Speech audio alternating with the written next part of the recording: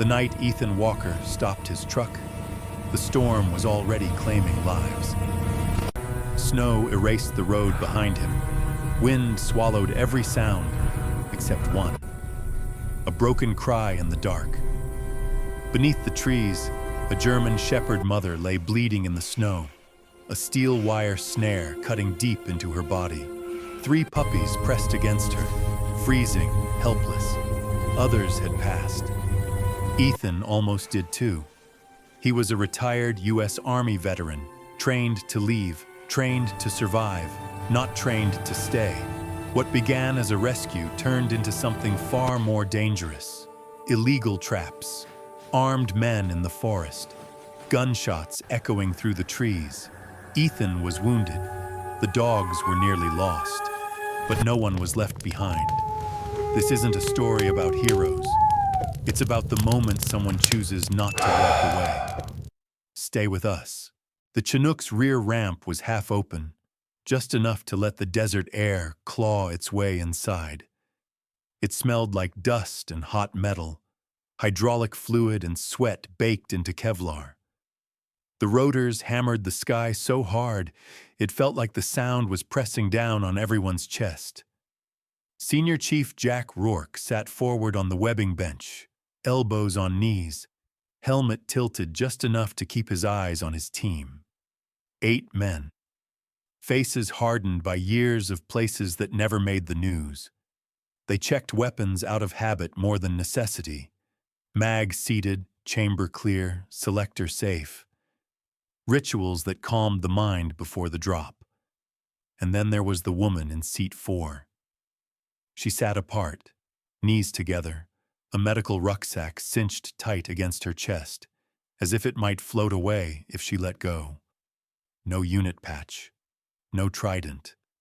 Just a red medical cross slapped onto her sleeve with Velcro. Her uniform looked new, too clean, too stiff. The kind of fabric that hadn't yet learned how to crease itself around a body under stress. She didn't look afraid. She didn't look anything at all. "Eyes up!"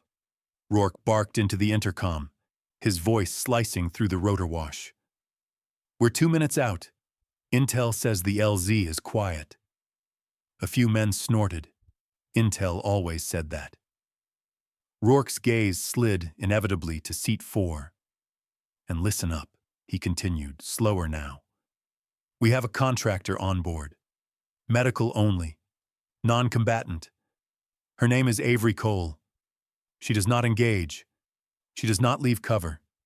If she gets so much as a paper cut, command will have my ass mounted on a plaque." A ripple of low chuckles moved through the bench. "Moose," Rourke said, pointing without looking. "You're on rear security. Jenkins, you stick near Cole. Babysitting duty." Jenkins, broad as a refrigerator and permanently chewing something unidentifiable, glanced sideways at Avery and smirked. "Roger that, Chief," he said. "Don't worry, ma'am. Just stay behind the men with guns. If things get loud, cover your ears." Avery didn't react. She was tightening a tourniquet strap, fingers moving with calm precision. Not rushed, not shaky, methodical. The strap clicked into place, perfectly aligned, as if she'd done it 1,000 times before. Rourke felt an irrational flicker of irritation. She looked bored. "You good there?" he snapped. Avery finally looked up. Her eyes were pale, gray-blue, almost colorless in the low light. "I'm good, Chief," she said evenly. "Rule of thumb, stay low, don't die, patch whatever leaks." A couple of the men laughed. Rourke didn't. "Civilians," he muttered, turning away. The mission was supposed to be simple. Secure a wounded VIP, an asset who'd decided the other side paid too late and died too young. Local hospitals were compromised. Extraction by air. Get in, get out. Fast and clean. That was the theory. Rourke didn't like that they'd sent a civilian nurse instead of a corpsman or a PJ. The file had been thin. Specialist medical contractor. trauma experience. No mention of where or how. Just a clean background and a contract signature. He'd seen that before. It usually meant someone who worked in climate-controlled tents, handing out IV fluids and aspirin. The helicopter shuddered. The pilot's voice crackled in their ears. 30 seconds. The men leaned forward, muscles coiling. Safety selectors clicked. The mood shifted, humor evaporating like water on steel. Rourke glanced back one last time. Avery had closed her eyes. For a moment, he thought she was praying. Then he noticed her breathing. Slow, measured, in through the nose. Hold, out through the mouth. Not panic, control. "Zone is hot," the pilot suddenly shouted. "Repeat, zone is hot. Small arms fire." The first impact sounded like hail on a tin roof. Then the Chinook lurched. Metal screamed. Warning lights strobed red. The world tilted violently to the left. "RPG!" someone yelled. Rourke didn't remember the sound of the explosion. He remembered the pressure, like a giant hand slamming his skull against the inside of his helmet. The floor disappeared. The sky spun. Brown earth and blue air traded places. Then everything went black. Rourke came back choking on dust. The taste of copper flooded his mouth. His ears rang, a high, thin whine that drowned out everything else. He tried to move and pain shot up his left leg. "Sound off!" he croaked. "Status!" "I'm up!" Jenkins shouted from somewhere nearby. "Pilot's down!" Moose yelled. "Pilot's KIA!" "Hawk's hit!" another voice screamed. "Legs fucked! Can't move!" Rourke shoved debris aside and dragged himself upright. The rear of the Chinook was torn open, twisted like a crushed can. Sunlight poured in, blinding. Outside, muzzle flashes stitched across the square. They had crashed in the center of a village, a kill box. "Contact front!" Jenkins roared, his machine gun hammering back, the recoil pounding dust into the air. Rourke scanned wildly. "Where's the nurse?" he shouted. No answer. His stomach dropped. Then he saw movement through the smoke. A figure crawled free of the wreckage, dragging a heavy medical pack with one hand. Her face was smeared with grease and blood, hair torn loose from its tie. Avery Cole. She wasn't screaming. She wasn't frozen. She was moving, low, deliberate, toward cover. "Get down!" Rourke bellowed. She ignored him. Instead, she hooked an arm under the unconscious co-pilot's vest and began to drag him, dead weight, nearly twice her size, toward a shattered concrete wall. Rourke stared. Then he ran. Bullets kicked dirt at his heels as he slid in beside her. "You hit?" he demanded, grabbing for her shoulder. She shoved his hand away. "I'm fine," she said. Her voice was steady. "He's not. He's got tension pneumothorax." Rourke blinked. "What?" "Collapsed lung. Pressure's crushing his heart. I need 30 seconds. "We don't have 30 seconds, Rourke snapped, firing 2 rounds over the wall. Avery was already moving. She ripped open the flight suit, fingers unerringly finding the second intercostal space. A needle flashed. A sharp hiss cut through the gunfire. The co-pilot gasped, chest rising. Rourke felt something cold slide down his spine. That wasn't textbook calm. That was practiced. He looked at her again. Really looked. As she withdrew the needle, the sleeve of her undershirt rode up for half a second. Just long enough for him to see it. A thickened scar along her trigger finger. Not a cut. Not an accident. A callus built by years of pressure and recoil. Avery tugged the sleeve back down before anyone else noticed. She met Rourke's eyes. "Chief," she said quietly, We're going to need better cover. Behind them, something heavy roared to life, an engine, low and angry. Rourke turned. A pickup truck rolled into view at the far end of the square, a mounted weapon rising in its bed like the jaw of a predator. Rourke swore, and somewhere deep in his gut, an impossible thought took root. That woman in seat 4 is not who she says she is. The first burst from the truck-mounted gun hit the wall like a sledgehammer. Concrete exploded outward in a spray of white shards.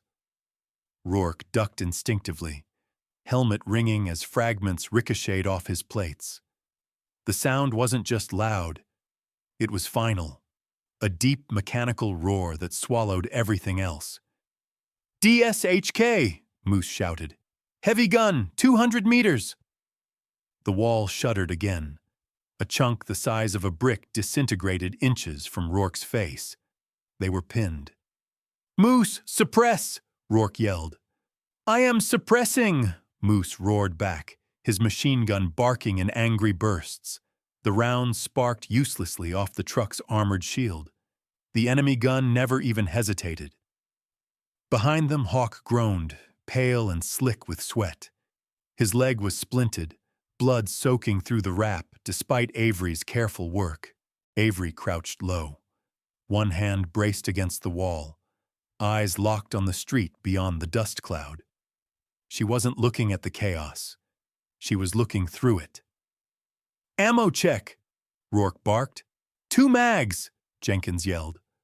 "1 belt, half!" Moose answered. Rourke swallowed. He ran the math in his head and didn't like the answer. Another burst hit. The wall cracked. A spiderweb of fractures raced outward. "This position won't hold," Jenkins shouted. "I know," Rourke snapped. Avery shifted beside him. "Chief." "Not now." "That gun's walking its fire," she said calmly. "They'll collapse this wall in under a minute." Rourke glanced at her despite himself. "You got a better idea?" She didn't answer immediately.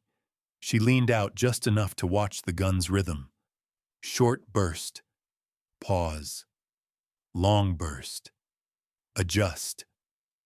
Repeat. Her gaze flicked to the truck's cab, then to the rooftop behind it, then, almost reluctantly, to Hawk's rifle lying in the dirt. The DMR. Rourke followed her line of sight. "No." Avery looked at him. It wasn't defiant, it wasn't pleading, it was practical. "If that gun keeps firing," she said, "everyone here dies." "You're non-combatant," Rourke growled. "That rifle stays on the ground." Another burst tore a fist-sized hole through the wall.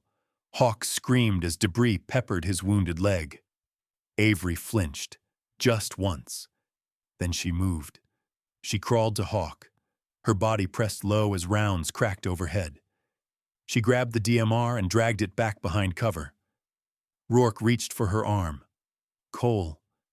She shrugged him off. "I'm borrowing it," she said. "I'll give it back." Jenkins stared at her. "Ma'am, you don't know how." She popped the magazine, checked the chamber, and slid it back in with a solid click. The sound cut through the chaos. Rourke froze. That wasn't guesswork. Avery reached into her medical bag. For a split second, Rourke thought she was grabbing morphine. She pulled out a cylindrical object wrapped in sterile blue cloth. Metal glinted. "A suppressor?" Moose breathed. "What the hell?" Avery didn't look at him. She threaded it onto the barrel with smooth, practiced turns. No cross-threading, no hesitation. She settled the rifle on a chunk of rubble, adjusted the bipod, and peered through the optic. Her breathing changed. In, out, pause. Rourke felt the world narrow. "Cole," he said quietly, "put it down." She didn't. She nudged the scope, fingers spinning the turrets. "Full value wind," she murmured. "Left to right, light but steady." Jenkins shook his head. "This is insane." Avery leaned into the stock. Her posture shifted, shoulders squared, body bladed, cheek welded to the rifle. She didn't look like a civilian holding a gun. She looked like a solution. The heavy gun barked again. Avery squeezed. The suppressed shot was barely a cough. 200 meters away, the gunner's head snapped back. The DSHK fell silent mid-burst, its barrel dipping uselessly toward the dirt. For half a second, no one moved. The battlefield seemed to inhale. "Holy!" Moose started. Avery cycled the bolt. "Driver," she said softly. The man in the cab panicked, slamming the truck into gear. Avery fired again. The truck lurched, veered, and rolled to a stop against a low wall. Silence fell, thick, stunned. Rourke stared at the truck, then at Avery. She lowered the rifle just enough to meet his eyes. "You have about 10 seconds, she said. "They'll realize what happened." Rourke's training snapped back into place. "Move!" he shouted. "New position now!" Jenkins grabbed Hawk under the arms. Moose laid down, covering fire at the stunned fighters scrambling for new angles. Avery rose from her firing position and moved, not running, not crawling, flowing from cover to cover, rifle tracking, eyes alive. A fighter burst from an alley, AK raised. Avery fired twice while moving. The man dropped. She didn't break stride. They crashed into the shell of a concrete building, slamming the door shut behind them. Jenkins shoved debris against it, panting. Inside, the air was thick with dust and the smell of old animals. Rourke turned on Avery. "Who the hell are you?" he demanded. She knelt beside Hawk, already working, hands gentle now. "I'm keeping him alive. That's not what I asked." She tightened a bandage, checked Hawk's pulse, then finally looked up. Her eyes were steady. "I'm a nurse," she said, "and right now, that's enough." Outside, men shouted in a foreign language. Something thumped in the distance. Heavy, hollow. Avery's head snapped toward the sound. "Mortars," she said. Rourke felt the floor tilt beneath him. "How do you know?" Avery met his gaze. "Because," she said quietly, "this isn't over yet." The first round landed somewhere beyond the wall, close enough to shake dust from the ceiling. Rourke exhaled slowly. He looked at the woman who wasn't supposed to exist in his kill zone. And for the first time since the crash, he realized the truth. If they were getting out of this alive, it wouldn't be because of the plan he'd brought in. It would be because of Avery Cole. The first mortar round landed close enough to knock dust from the rafters. The building groaned like an old animal waking from a bad dream. Hawk screamed as the floor vibrated beneath him, his hands clawing at nothing. "Easy," Avery said, already at his side. She pressed a hand to his shoulder, grounding him. "You're here. I've got you." Rourke braced himself against the wall as another explosion thudded somewhere outside. "They're walking it in," Moose said, adjusting fire. "Of course they are," Rourke muttered. He keyed his radio. "Bravo, actual to Overlord. Comms check." Static. Nothing. Jenkins slammed a fresh magazine into his rifle. "They know exactly where we are." Avery's head tilted slightly, listening, not to the explosions, but to the spaces between them. She closed her eyes for half a second, counting. Boom. Pause. Boom. "They're bracketing us," she said. "South to north. Next one's closer." Right on cue, the third round hit so near the building that fragments punched through the outer wall, showering them with grit and concrete chips. Rourke swore. "We can't stay here. And we can't move with mortars falling," Jenkins shot back.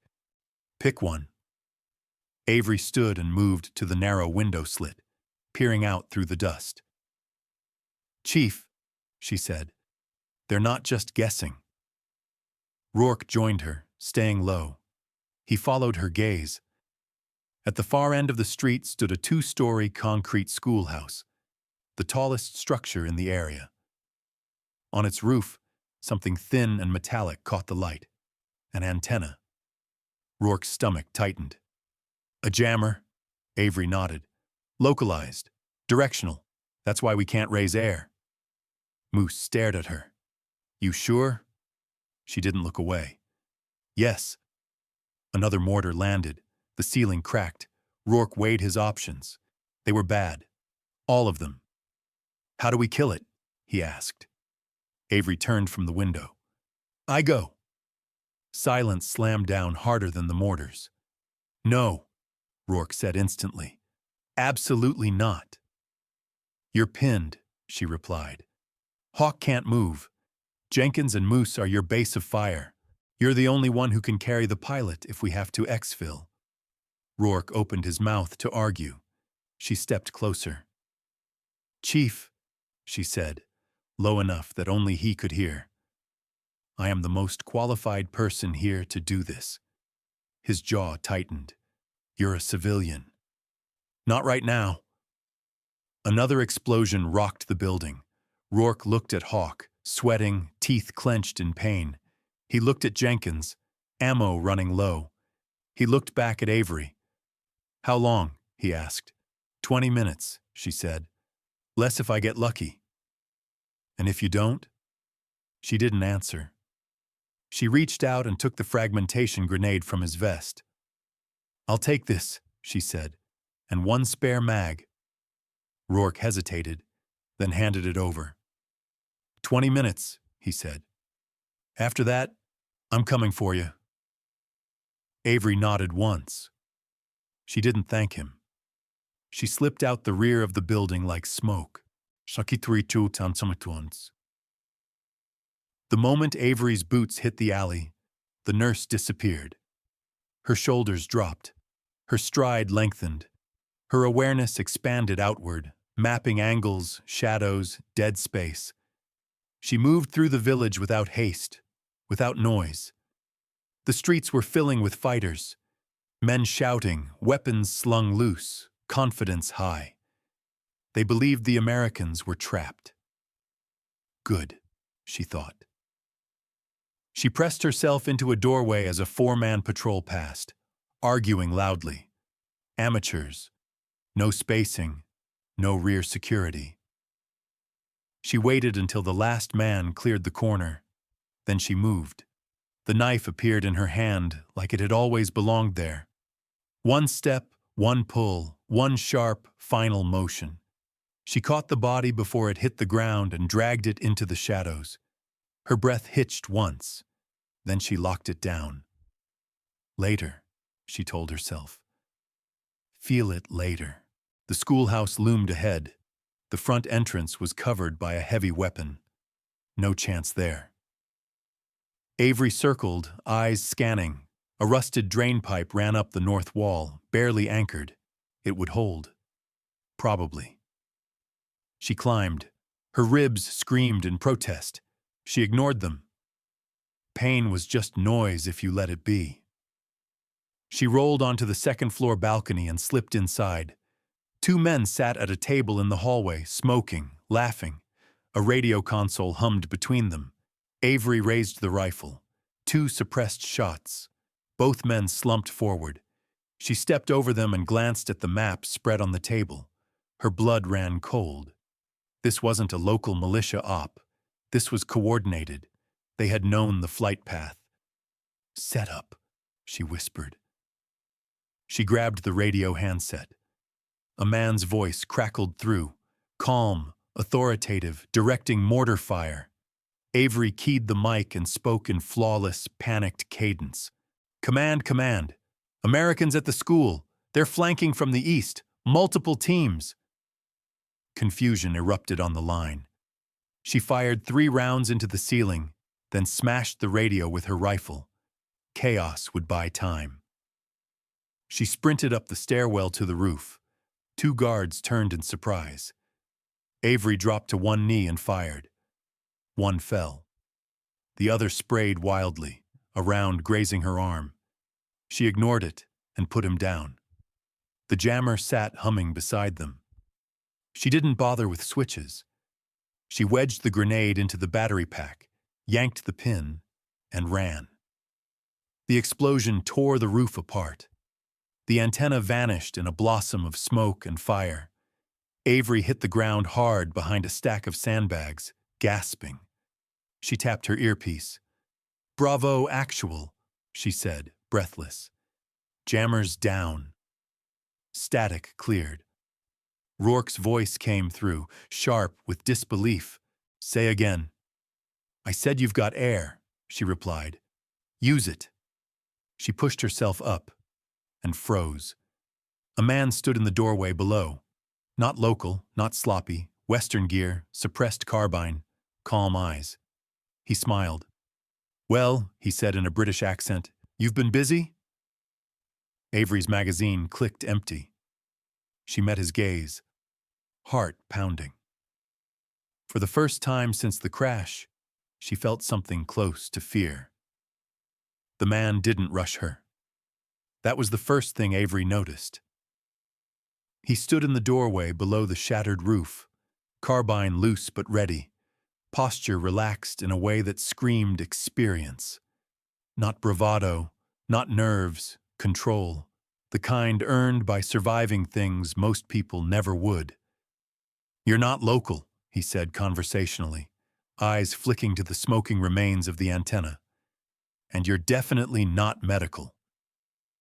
Avery kept the rifle shouldered, even though the bolt was locked back. Empty. She didn't lower it. "You talk too much," she said. He smiled.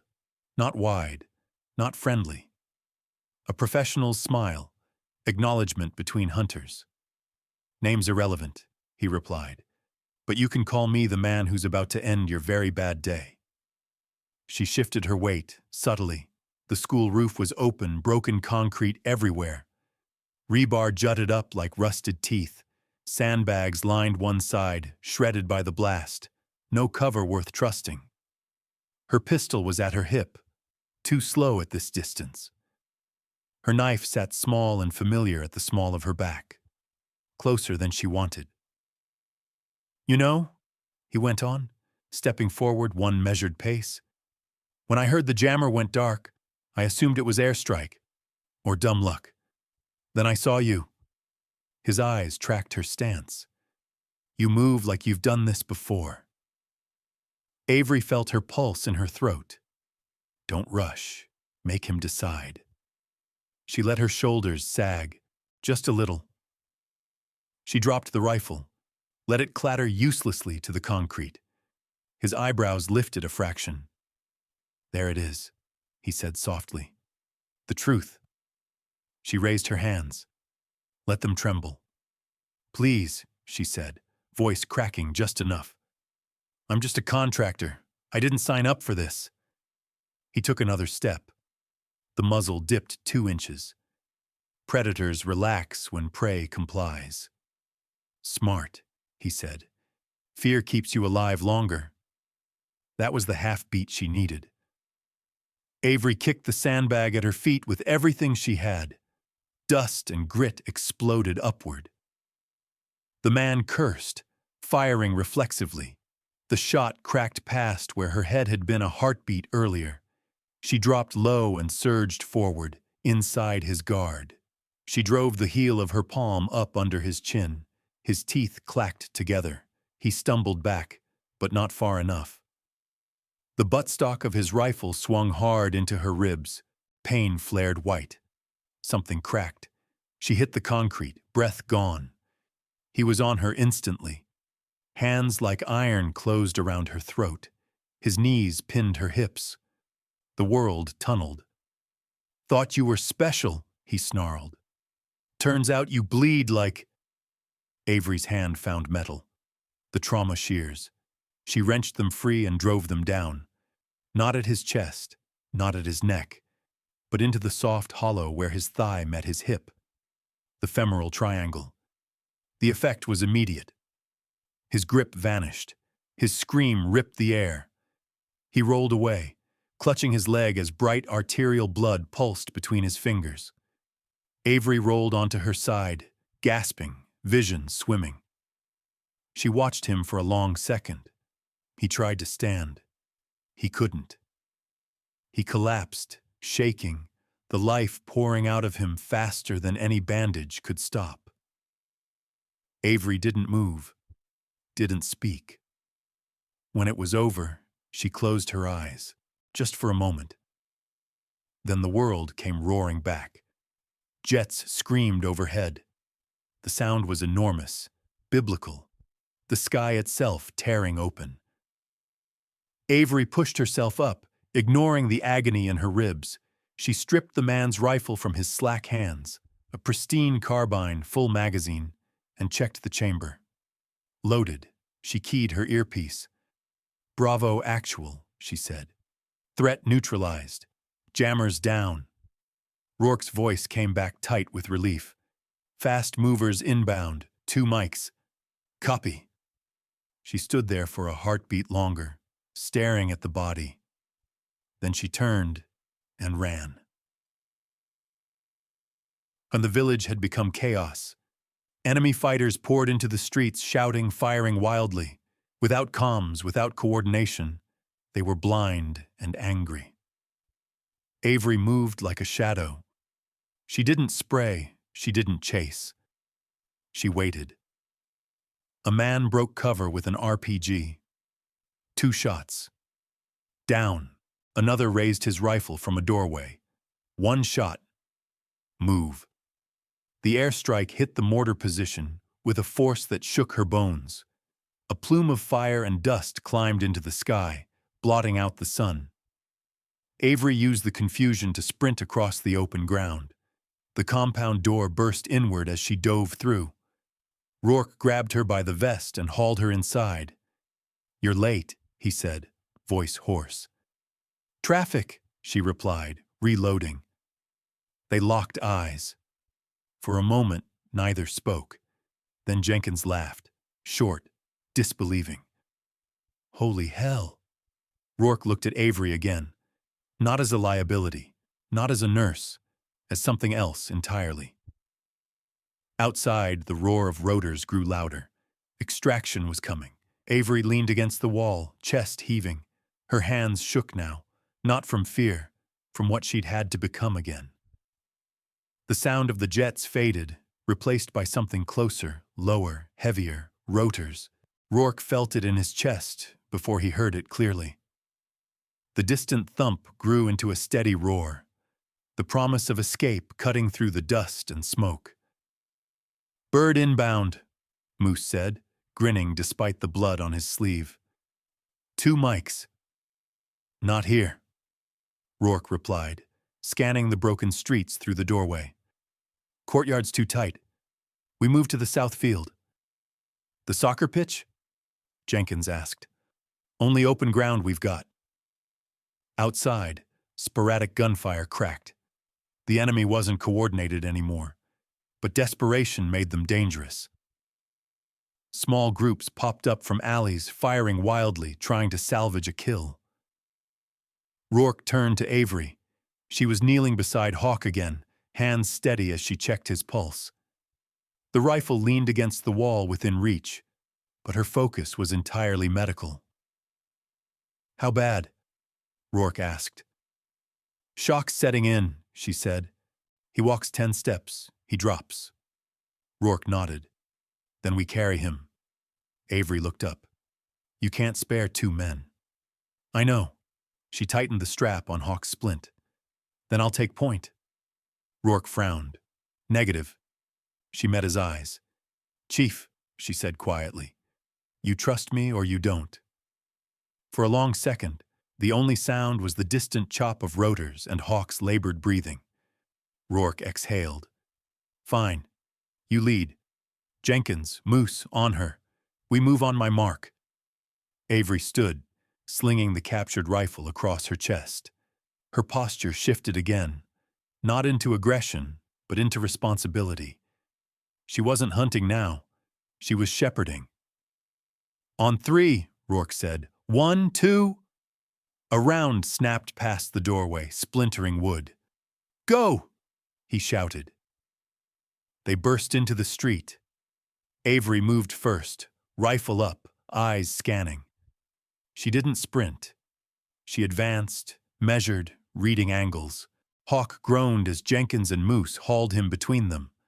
A fighter stepped from behind a burned-out car, RPG lifting onto his shoulder. Avery fired once. The man fell backward, the rocket clattering uselessly onto the pavement. "Clear left," she called. They crossed 20 yards of open ground under scattered fire, ducking behind walls, moving again. The soccer field opened ahead, a flat stretch of dirt ringed by crumbling stone. Rusted goalposts leaned like broken teeth, and above it all, descending through the smoke, came the helicopter. The HH-60 flared, rotors kicking up a blinding storm of dust. Door gunners opened fire immediately, miniguns roaring, chewing the far tree line into splinters. "Load up!" the crew chief yelled. Rourke grabbed Hawk's vest and hauled him forward. Jenkins followed, dragging Moose, who'd taken a round through the calf but refused to slow down. Avery dropped to one knee at the edge of the field, covering their movement.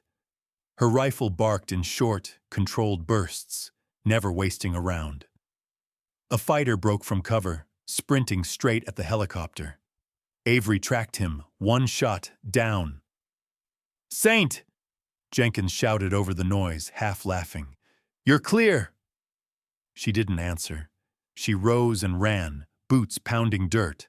Rourke reached out, catching her wrist, yanking her up into the bird. "Go! Go!" He slapped the bulkhead. The helicopter lifted hard, banking away as rounds snapped uselessly below. Avery found herself sitting at the edge of the ramp, legs dangling over open air.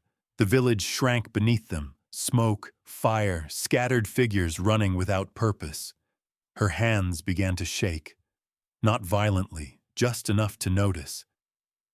Rourke crawled toward her, bracing himself against the sway. "You good?" he asked. She nodded once, then again. "I will be." He studied her for a long moment. Then he reached out and ripped the red medical cross patch from her sleeve. He tossed it out into the rushing air. It vanished instantly. Avery blinked. "Hey!" Rourke pulled another patch from his pocket. Subdued colors. A simple symbol. Someone had drawn a thin halo above it in marker. He pressed it onto her shoulder. "The boys voted," he said. "We can't call you what you were, and you sure as hell aren't just a nurse." Avery looked down at the patch. "Saint," Rourke continued, "because you dragged us through hell and didn't let anyone die." Her throat tightened. She swallowed. "I don't feel like a saint." Rourke snorted. "None of us do." The helicopter turned toward the horizon, sunlight breaking through the dust cloud. Avery leaned back against the vibrating wall, eyes closing. The noise in her head, the gunfire, the screaming, the choices, slowly dulled. For the first time since the crash, she let herself breathe. The crash came later, not in the air, on the ground. Inside the sterile white trauma bay at the forward base, after Hawk had been handed off to surgeons and the doors had closed between her and the team. Avery slid down the wall, leaving a smear of dust and blood on pristine paint. Her hands trembled violently now. A young MP hovered nearby, unsure whether to help or stay back. "Ma'am," he ventured, "you can't sit here." Avery looked up at him. "I know," she said softly. She stood, legs unsteady, and followed. The room was too cold on purpose. Avery noticed it the moment the door shut behind her. Concrete walls painted a dead gray. A metal table bolted to the floor. One chair for her, 2 empty chairs across from her, waiting. No windows, no clock. They had taken her rifle, her vest, even the patch Rourke had given her. It sat sealed in a clear evidence bag on the table, the thin halo mocking her. She flexed her hands once, then stilled them. Shaking was weakness. Weakness invited questions. The lock clicked. 2 men entered. The first wore a Navy uniform so crisp it looked pressed by anger. Commander's rank, JAG insignia. His name tag read Harlan. The second wore a suit that didn't belong on any base Avery had ever seen. Dark, tailored, expensive without trying. No name tag, no rank. The kind of man who didn't need either.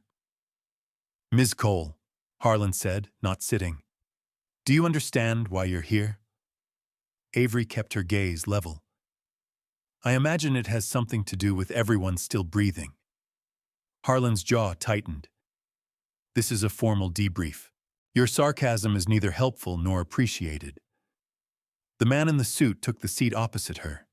He folded his hands, studying her like a specimen. "Let's start simple," he said, voice smooth. "You were contracted as a non-combatant medical specialist." "Yes." "You engaged hostile forces," Harlan continued. "You operated a designated marksman rifle. You neutralized multiple targets." Avery didn't blink. "And you destroyed enemy communications equipment," the suited man added. "With explosives." "Yes." Harlan slapped a folder onto the table. "That is a violation of your contract, potentially a violation of the rules of engagement." Avery leaned back slightly. "If I hadn't, you'd be writing condolence letters instead of paperwork." Harlan's face reddened. "That's not your decision to make." The man in the suit raised a finger, silencing him. "Commander," he said mildly, "let's not pretend this is about contracts." He turned to Avery. "Tell me something," he said. "When did you learn to read wind?" Avery's throat tightened. She said nothing. He smiled faintly. "When you threaded that suppressor, you didn't look down." Muscle memory. Interesting for a nurse. Harlan scoffed. "Irrelevant." "Not at all," the man replied. "She also improvised a deception over enemy comms. Coordinated timing with incoming air. That's not panic." He leaned closer. "That's training." Avery met his gaze. "I learned what I needed to survive." The man nodded as if she'd confirmed a theory. "And before nursing school?" Silence stretched. Harlan leaned forward. "Ms. Cole, if you do not answer—" "She doesn't have to," the suited man said. "We already know." He slid a photograph across the table. A grainy image. Avery, years younger, face hard, eyes empty. A different uniform. A different life. Her stomach clenched. "You buried that well," he continued. "New name, new license, clean slate." Avery's voice was quiet. "I earned it." "I don't doubt that," he said. "But the past has a habit of resurfacing when bullets fly." Harlan folded his arms. "This conversation is drifting." "No," the man replied. "It's arriving." He looked at Avery again. "Here's the problem. Several people want answers. Why a nurse led a tactical withdrawal. Why a jammer went dark. Why air support arrived exactly when it did." "And what happens to me?" Avery asked. Harlan answered first. "At minimum, contract termination, loss of license. At worst, charges." The suited man tilted his head. "Or none of that." Avery laughed once. It sounded hollow. "There it is." He slid a small black card across the table. No logo, no name, just a number. "We can classify the footage," he said. "Seal the reports. Make this a tragic but unremarkable extraction." Harlan frowned. "Sir?" "And in exchange," the man continued, You come talk to us. Not today, not tomorrow, when you're ready. Avery stared at the card. I'm done. He nodded. So you keep saying. The door banged open. Rourke limped in, boots strapped tight around his ankle, rage radiating off him like heat. End it, he growled. Now! Harlan spun. Chief Rourke, you are not authorized? Rourke threw a stack of papers onto the table. After-action reports, signed by every man on my team. The suited man raised an eyebrow. Command incapacitated, Rourke said. Authority transferred to the most qualified asset on site. That asset saved the team. Harlan scoffed. A civilian cannot assume. She wasn't a civilian, Rourke snapped. She was the reason we're not dead. Silence fell again. The man in the suit studied Rourke, then Avery. Finally, he stood. Commander, he said, drop it. Harlan stiffened. Sir? Seal the file, the man repeated. This incident never happened. He turned to Avery, setting the black card upright. The offer stands, he said. The world hasn't gotten safer while you were pretending. He walked out. Harlan gathered his folder, face tight, and followed. Rourke exhaled and sagged into the chair beside Avery. You okay? He asked quietly. She nodded. You shouldn't have come. He smiled thinly, too late. He reached into his pocket and slid something across the table. The patch. Figured it belonged to you. Avery closed her fingers around it. For the first time since the crash, she felt something like warmth. The hospital smelled wrong. Avery noticed it the moment the automatic doors slid open. Too clean, too bright. The sharp bite of antiseptic layered over old fear and tired hope. It wasn't the smell of battle. It wasn't even the smell of death. It was the smell of pretending everything was fine. She tied her hair back, clipped her badge into place, and stepped onto the ward. Morning, Avery, a nurse called from the desk. You're on triage. Avery nodded. Got it. She took the clipboard and moved. Her body remembered this rhythm. The measured steps, the neutral face, the careful distance that kept you functional. She checked vitals, reassured a man with chest pain, joked softly with a woman waiting on X-rays. She did everything right. Still, something felt off. A gurney rattled past, pushed too fast by an intern whose hands shook. The sound made Avery's shoulders tense before she could stop herself. Her eyes tracked exits automatically. Cover, angles, lines of fire. She forced herself to breathe. You're safe, she told herself. This is what you wanted. By midday, she'd stitched 3 lacerations and calmed a screaming child. Her hands were steady. Her voice was gentle. But when a metal tray clattered to the floor behind her, her heart slammed hard enough to hurt. Avery stepped into the supply room and leaned her forehead against the cool steel shelving. In for 4. Hold. Out for 4. It helped. A little. Her phone buzzed. Unknown number. She stared at it until the vibration stopped. Then it buzzed again. She answered. Yes? You left the card on your nightstand, the voice said calmly, the same smooth tone from the interrogation room. I thought you might want it closer. Avery closed her eyes. I told you I'm done. So did I, the man replied. Once. It didn't stick. She hung up. Her hands shook. That night she dreamed of the schoolhouse roof. Not the fight. The moment before it. The choice. She woke up sweating, heart racing, the dark unfamiliar and hostile. She sat up and swung her legs over the side of the bed. Her apartment was small, neat, carefully empty. No photos, no souvenirs, no weapons, except one. The black card lay on the kitchen counter where she had left it. She picked it up. It felt heavier than paper. 2 days later, a trauma call came in just before midnight. Multi-vehicle collision, highway speeds, entrapment.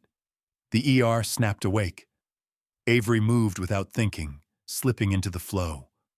Blood, shouting, orders overlapping. She worked on a teenage boy with internal bleeding, fingers pressing hard to slow what they couldn't stop. "We're losing him," the resident said. "Not yet," Avery replied. She saw it, the subtle rise under the ribs, the distended vein, the failing breath. Her mind flicked to another place, another body, another ticking clock. "Tension pneumothorax," she said. "I need a needle, now." The resident hesitated. "Do it," the attending snapped. Avery did. The boy gasped. Color returned. The room exhaled. Later, as the gurney rolled away, the attending pulled Avery aside. "Where did you learn that?" he asked. Avery wiped her hands. "Experience." He studied her, something like awe in his eyes. "Whatever you did before," he said, "don't stop." The words hit harder than gunfire. Whatever you did before.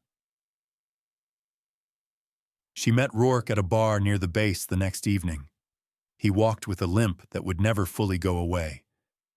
He didn't complain. "You look tired," he said. "So do you." They drank in silence for a while. "They're not done with you," Rourke said finally. "I know." "You thinking about it?" Avery turned her glass slowly. "I think about the kid in the ER. I think about the village. I think about how many times luck was the only reason we made it." Rourke nodded. "Luck runs out." She looked at him. "If I go back, I don't know if I come back." Rourke met her gaze. "You didn't really come back the first time." That was the cruel truth. She paid and stood. Outside, rain fell in a steady sheet, cold and honest. Avery let it soak her hair, her clothes, her skin. She pulled the black card from her pocket, stared at it. Then she dialed. The line clicked. "This is Avery Cole," she said. "If I say yes, no half measures, no pretending." The voice on the other end smiled through the phone. "We wouldn't insult you that way." She hung up. At dawn, Avery stood in her apartment doorway with a duffel bag at her feet. Inside it, boots, clothes that didn't belong in hospitals, and the patch Rourke had given her. She took one last look at the place she'd tried to become invisible. Then she turned away. At the terminal, she passed a TV playing the morning news. A map flashed briefly, somewhere far away, already on fire. Avery adjusted the strap of her bag and walked toward the gate. The nurse had saved lives. The woman named Saint was going back to stop wars from starting. The desert breathed at night. Not wind, breath. Warm air rising from the sand, carrying dust and old metal and something older still. Avery lay prone on the ridge, cheek pressed to cold stone, watching a compound that didn't officially exist. No flags, no markings, just concrete walls, satellite dishes, and men who moved like they believed no one was coming for them. They were wrong. Avery adjusted her optic, slow and careful. The rifle felt familiar in her hands. Not comforting, not terrifying. Honest. Below, a convoy rolled through the gate. Black SUVs, armed escorts. A man stepped out wearing civilian clothes that cost more than most villages. The reason she was here. Her earpiece crackled. "Confirm visual," a voice whispered. "Visual confirmed," Avery replied. "Target present." "Rules are clean," the voice said. "No collateral. You're green." Avery exhaled. Once rules had meant safety, now they meant responsibility. She watched the man laugh, clap someone on the shoulder, disappear into the building. He had ordered strikes from behind desks, fed lies to hungry men, profited from chaos while pretending to fix it. Avery didn't hate him. That surprised her. Hate was loud. Hate was messy. This was quieter. This was duty. She shifted position and waited. Minutes stretched. The compound lights dimmed as generators cycled. Guards changed. Patterns revealed themselves the way they always did, to those patient enough to watch. The door opened again. The man stepped out alone, phone to his ear. Avery centered the reticle on his chest. Her finger rested on the trigger. She didn't pull it. Instead, she keyed her mic. "Package is mobile." "Proceed," the voice answered. Avery rose, moving like shadow made solid. She flowed downhill, across stone and scrub, closing distance without sound. She could have ended it from the ridge. She chose not to. The man never heard her until it was too late. "Don't turn around," Avery said quietly behind him. He froze. "Who?" She disarmed him with a twist of the wrist, phone clattering to the ground. He stumbled, gasping, staring at her like she was an error in the world. "Please," he whispered. "You don't know what you're doing." Avery met his eyes. "I know exactly," she said. She didn't kill him. She handed him over. By dawn, the compound was empty, hard drives seized, names extracted, deals unraveled, the kind of victory no one celebrated publicly. Avery watched from the ridge as helicopters lifted away. Saint, they would call it. A miracle. She knew better. Back home, weeks later, Avery stood in a hospital hallway again. Same smell, same lights, different weight. She wore scrubs, hair tied back, hands steady. A patient groaned behind the curtain. A nurse called her name. "Avery, Trauma Bay 2. She stepped in. Blood, panic, a life teetering. Her world narrowed the way it always did when things mattered. "Clear," someone said. She worked. Later, alone in the locker room, Avery sat on the bench and stared at her hands. They had held rifles. They had held hearts. Both had beaten beneath her fingers. Her phone buzzed. Unknown number. She didn't answer right away. She thought of the man on the ridge, of the boy in the ER, of Rourke's limp, of the patch folded carefully in her bag. She answered, "Yes." "We have another situation," the voice said. "Different continent, different stakes." Avery closed her eyes. "Send it," she replied. She hung up and stood. In the mirror, she barely recognized the woman looking back. Not the nurse who hid. Not the weapon they tried to own. Something in between. Something deliberate. Avery slipped the patch from her bag and pressed it inside her locker. Not hidden, not displayed. Waiting. She stepped back into the hallway. Patience needed her, so did the world. Saint walked forward, not as an angel, but as a choice.